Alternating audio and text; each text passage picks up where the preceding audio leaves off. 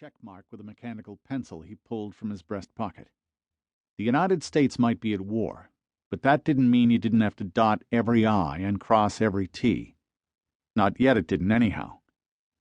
Once the sacred check mark went into place, the youngster unbent enough to add, "Permission granted."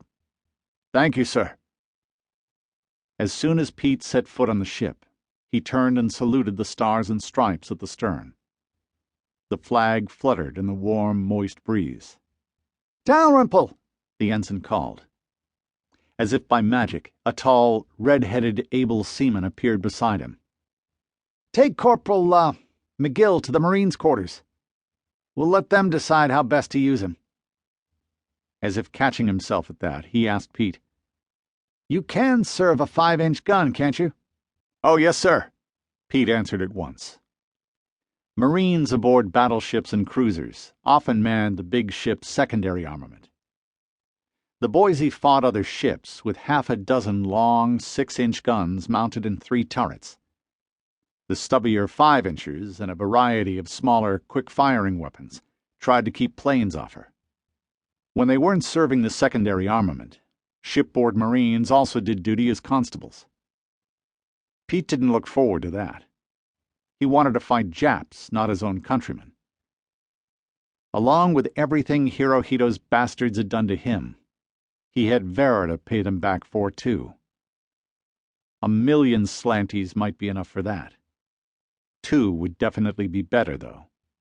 "Come on with me, Corporal. I'll show you where you can stow your duffel and all," Dalrymple said. "I'm coming," Pete said. The sailor took long, quick steps.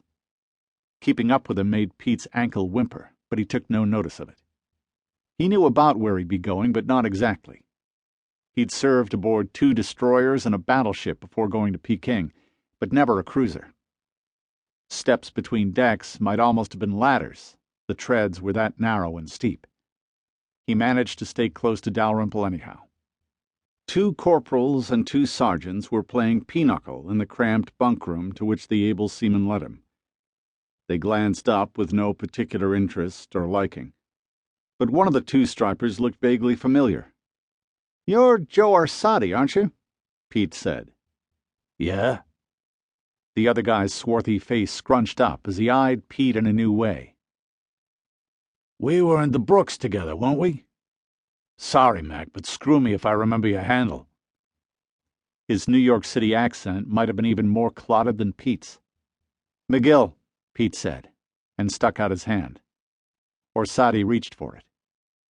Their trial of strength was a push, or near enough. Pete chucked his duffel onto her top bunk. He wasn't surprised to run into somebody with whom he'd served before. The Marines were a small club, and non-coms in the Corps a smaller one. Orsatti introduced Pete to the other card players. They switched from pinochle to poker. Pete lost a little, won a little, lost a little more. He was down $5 when the general quarters klaxon hooted.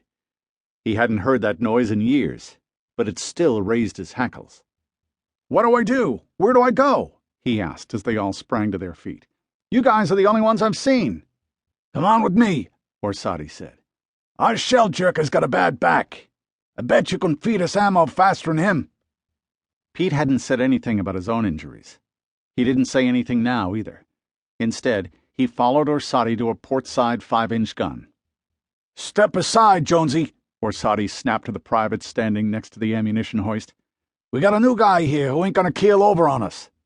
"I'm okay, goddammit," Jonesy said. "Move!" Orsatti told him, and the other Marine moved. Such was the power of 2 stripes.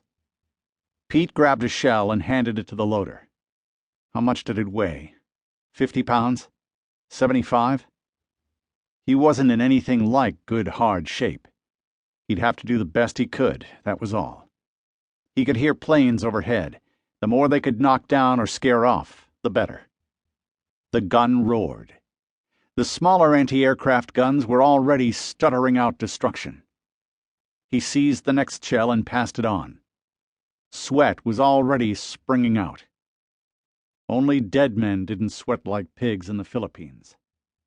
A plane with big red meatballs on the wings and fuselage